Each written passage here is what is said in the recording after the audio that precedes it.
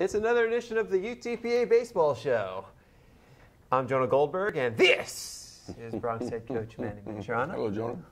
Hey, Coach. Well, over the weekend, you got your first WAC series victory. 3 one-run games. You beat Grand Canyon 2-1 in 10 innings on Friday, 7-6 on Saturday, and then fell 3-2 on Sunday. But that does mean you came away with a series victory, your first in the WAC. How much does that mean? That was special. Obviously, the first time you do anything is special, Jonah. And it were 3 great college games, as you mentioned, one-run games, and we won 2 out of the 3. So it was great, great for the players, great for the fans, great for the program that we actually our first WAC conference weekend win. So we're happy about that. And it all started out Friday in just a classic pitcher's duel. Both teams had their starters go 9, and then Sam Street does what he does. He goes 10 innings for the win in that game. Yeah, it was unbelievable. It was definitely a pitcher's duel. I mean, their pitcher and Sam were going at it pitch by pitch. One-run game after a 1-1 tie at the end of 9 innings, and we came up in the bottom of the 10th and an 0-2 count to Alex Howe, which he had a tremendous week, and he was hot all weekend and delivered the big hit for us to give us the win. But Sam did what he, as you mentioned, what he does all the time. And a lot of credit goes to their pitcher. He did a great job, too. Street struck out 8, didn't walk anybody. He allowed just 4 hits, only 3 of which even left the infield.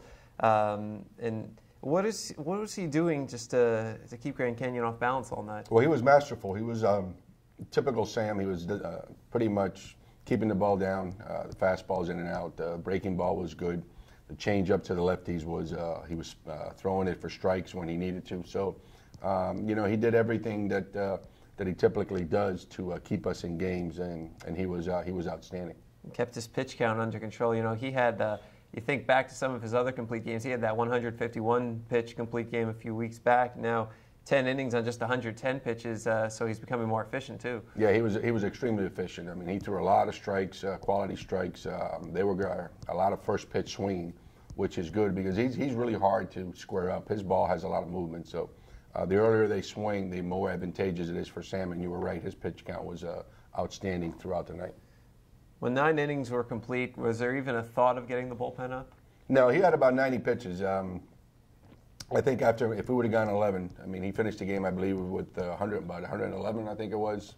So he was in good shape. I think the next inning we would have had to make a decision as far as keeping him in or going to the bullpen, but thank goodness we didn't have to make that decision. He threw 75.5% of his pitches for strikes, which is a good number in and of itself. But I want to go a little deeper with you. For the season, over 1,000 pitches thrown, 67% of them have been strikes. If you go back to 2013 Major League Baseball, and we're using 13 instead of 14 because there's only been a week of the 2014 season so far. Of all the pitchers that qualified for the ERA title, only 8 threw more strikes than Street, and the names that Street threw more strikes than... Sorry, Joe. Sorry, folks. Oh, very popular man. Yes. The people that Street threw more strikes at includes former Cy Young Award winners like Clayton Kershaw, Max Scherzer, Justin Verlander, CC Sabathia, R.A. Dickey, Felix Hernandez. The list goes on. That's really good. And now Sam Street. Yeah, that's outstanding. And I think that's one of the things that makes him attractive for the next level, Jonah, for pro ball, that is that he is a strike machine, and not only that, but he throws quality strikes. Basically, his strike zone is from the bottom of the kneecaps to the top of the kneecap, and that's what you want your pitchers to do in order to force a lot of ground balls. So that's one of the things that makes him attractive, and I think he's definitely going to play at the next level. Has he been getting some looks from the big leagues? Absolutely. As a matter of fact, we just had the Yankee scouts here a couple days ago. There's been about a handful of teams, 4 or 5, that have come specifically to watch him. That's also good because they come to watch him, but they also get to see our other players. So everybody wins in that situation. But I definitely think that he can pitch at the next level. But I'm also pretty positive he is going to get the opportunity to pitch professionally. Well, I know I've already booked my plane flight for his debut at Yankee Stadium. Your team, the Yankees, that'll be unbelievable in about 2 or 3 years if that happens. So don't forget to also take me. I'll take you as well. Hopefully, Sam will leave us some tickets. You better leave us some tickets. I'm sure he'll have a lot of requests. Yeah, that's true. When the day comes. And the best part is he's such a like he's so humble and such a good person. Like we went out for Brown Country and asked him, about getting the recognition he deserves for like national awards and other things. And he said, I just want to win a WAC championship. We sneak into a regional, win a regional. Then everybody will get the attention that they deserve. He didn't say that I or we, he said they, talking about everybody else except himself. It's amazing. No, he's a great kid. He's a great kid. He's an extremely hard worker, and that's one of the things that obviously the pro teams don't see, but I see every day. He works extremely hard. He tries to get better each and every week. So I think the team that drafts him and signs him, Jonah, they're going to get a good one because he is not only a good player, but he's a good person. There were a couple of great defensive plays behind him, too, by Victor Garcia Jr., one by your other Garcia, Jesus, over at short. And do you think it helps that because street starts always have this great rhythm and flow that the defense they're more alert and ready for it? Without a doubt. Anytime you play behind a guy that really pounds the strike zone like Sam does, your defensive players are going to play better because they're in the game mentally, they're in the game physically. And there's so many strikes that they're ready on every pitch. So there's no doubt that the ability to throw strikes also helps out the defense. And Garcia, he had the two snags of balls that were smacked down the right field line. He had one, they had to make a leap. The other was on a backhanded stab. That was in the 10th inning. What may have been something ticketed for the corner. Street said that it might have been a triple, so that may have been a play to save the game there. Yeah, it could have been a double, and possibly a triple.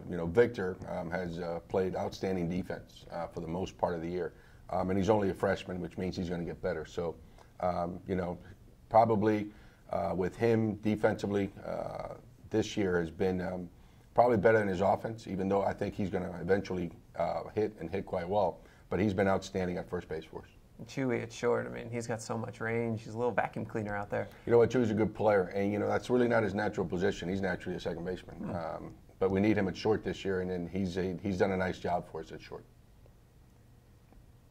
You mentioned Alex Howe with the walk-off hit, and I mean, that was a side-arming lefty he had to go up against, and on an 0-2 pitch to be able to stay in there. And the one thing I've noticed, one of the many things I noticed about Howe is lefty-right, it doesn't matter. He is good against everybody from both sides. Yeah, he's been pretty consistent against right-handed pitchers and left-handed pitchers, and he did a great job, as you said, that the left-hander was a low three-quarters, tough on lefties, and he really hung in there on that 0-2 breaking ball.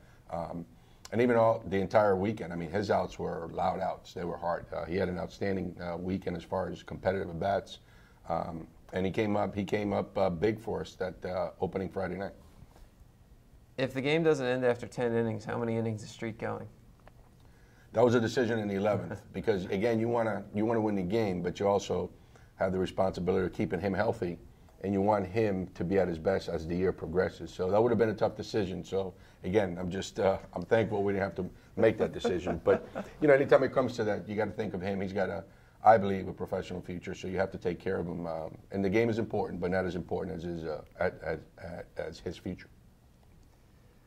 Well, we move on to Saturday. You pick up a 7-6 win over Grand Canyon. Blake English, the first few innings, he was getting hit. He had a lot of base runners, but then he settled down and started throwing bagels up on the scoreboard. I tell you what, that game, there was a lot of loud outs for both teams. We made a lot of loud outs. We hit the ball hard at people, and so did they. So it came down to pretty much who was going to get the base hits and find the holes because both teams hit the ball extremely well. And Blake went 6 innings. We went to our freshman, Andrew Padron, for 3, and he really threw the ball well and kept the lead. So it was a good game. Offensively, I thought it was one of our better games as far as the competitive at-bats. But Andrew also came in and did a nice job for us after Blake English. Yeah, great to see Padron come in and be able to pick up that save. And I mean, in those final 3 innings, 2 of them were 1-2-3 innings. He even struck out the final batter he faced. Yeah, he threw the ball really well. He's been coming in onto his own, Jonah. He dropped his arm a little bit early on in the year. His fastballs, the velocity wasn't there. The breaking balls weren't really sharp. But we kind of raised his arm up a little bit to where he was originally. His velocity was up. His breaking ball was pretty good. And he did a nice job for us the 7th, 8th, and 9th, putting up zeros on the board. You think we'll see more of him in the late innings as the season goes on? Absolutely. At this time, you have an idea. Everybody pretty much all the pitchers have been given the opportunity to pitch. And he's definitely, him and Tanner Dickerson have been the two that have really come out on top as far as bullpen guys. So, you're definitely going to see a lot of Andrew and a lot of Tanner Dickerson the rest of the season. For English, what did he do to settle down after the rough first 2 innings? He only allowed 1 more run over the final 4, and it wasn't even earned. What was he doing differently? The biggest thing with Blake, Jonah, is he's a tremendous competitor. He competes. Regardless if he has his best stuff or his worst stuff, he's going to go out there, and he believes he can get you out. So I think with him, it's just a matter of competing, and that's what we try to teach all of our guys, the ability to compete when you don't have your good stuff. Because you're not going to have your great stuff. Out of 10 outings, you might have all 3 pitches working 2 out of those 10. The question is, what are you going to do the other 8 times when you don't have your great stuff? And Blake does a great job of that. He's a tremendous, tremendous competitor. Offensively, you mentioned it was one of your better offensive games. Even going down early, nobody was up there trying to hit the 6-run home run. They were willing to, just hit the ground ball, driving the run. I mean, my goodness, you had 4 or 5 RBI ground outs in the game. Everybody was just doing whatever it took to drive in the 1 run, and that's what you needed. It was a good team win as far as offense. I mean, guys moving guys over, getting guys in from third base when the infield is back, as you mentioned, playing pepper and just hitting a ground ball up the middle to get the runs in. So, and a couple of big 2-out hits. So, offensively, I thought it was one of our better performances all year. Yeah, Shane Ammon had one of those 2-out hits. He gave you your first lead in the 5th inning, made it 6-5. Yeah, Shane has a knack for coming up with big hits. His swing is not classic, what you might call a classic swing. It's a little unorthodox, but he has a knack of getting the big hits when we need them. So it was good to see him come through again. And then, of course, for the 2nd game in a row, Alex Howe, the game-winning RBI. Again, he was on fire the entire weekend, Jonah. I mean, his at-bats were just, loud outs. He had a couple of fly balls to deep right field, line drives right at guys. He was unstoppable. He was the one guy that I don't think Grand Canyon wanted to see up. And then Sunday, Howe comes up again, and his first 2 times he drives and runs, and the second time there was nobody on, so he just decided to drive in himself. The ball doesn't go to right field in this ballpark, and yet he hit it into the right field bullpen. Yeah, you have to hit the ball extremely hard to hit a home run here to right field, and he definitely did that. So, again, he had a tremendous weekend with the at-bats, made hard contact, had competitive at-bats. You couldn't ask for anything more. Did you see him get intentionally walked in the 7th inning, and is that like how you know he's really arrived and people are starting to become afraid of him? Yeah, it was a good thing. It was a good combination. I think that was a smart play by them. Obviously, Howe's been hot. Morales was in a little bit of a slump during the weekend, so it was a good decision to walk him. I would have done the same thing, walk him and taken my chances against Morales, especially with Morales struggling. But I think Morales is fixed. He had a good night last night, even though we lost and we didn't play very well. But hopefully now with Howe and Morales back to back, we'll give some teams some headaches. Yeah, a couple of well-struck doubles for Morales in that game. What have you seen differently in his approach? Well, with him, the big thing was a big loop in his swing. He was on a lot of pitches, Jonah, but just popping them up. So we just moved him off the plate a little bit to get a little bit flatter swing so he can dive into the ball a little bit more. I talked to him, and Coach Lopez talked to him on Monday in practice, BP, just get off the plate a little bit, and he really picked up on it, and he had, he hit the ball. He was 2 doubles, as you mentioned, but he hit also with a hard ground ball at shortstop. So his at-bats were really, really good, and we're hoping that he stays that way. Sunday starter, Alex Henson, career-high 8 innings, career-high tying 7 strikeouts. Yeah, Alex has really come a long way since coming to us in the fall. He's really developed his changeup and his breaking ball. And he's been giving us some quality starts every time he pitches. So it's good to have, with Sam on Friday night and then English competing the way he does, and then Henson on Sunday. I think we're going to be in good shape as far as the WAC weekends. Yeah, and Henson, it's funny, after the game now he's had 14 strikeouts over his last 2 starts. He was telling me, I'm really a ground ball pitcher.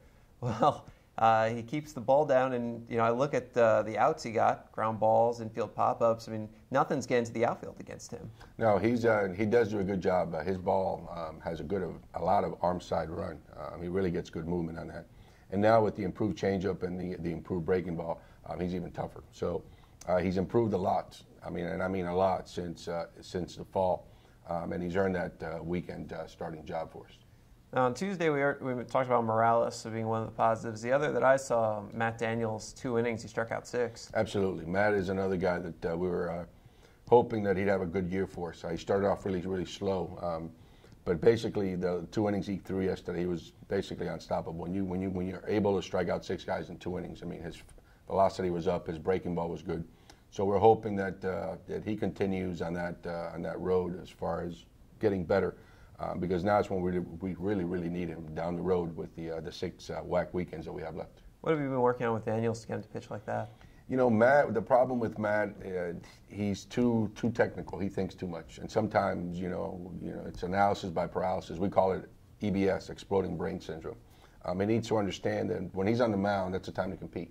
The time for thinking mechanics and doing all that stuff, it's in the bullpen and your flat ground prior to the game. But in the game, you have to compete. And basically, pitching is pretty simple if you really think about it, just hitting the target.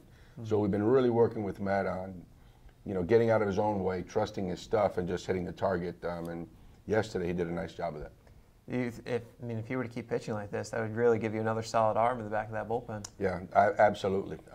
You know, not only in the bullpen, but somebody that can come in also in the middle of the game and give us some innings. And, you know, in a tournament, you're going to need those. You're going to need those in a double elimination tournament. You're going to need pitching. You have to be deep in your staff. So hopefully, like as you mentioned, maybe Matt can be that guy.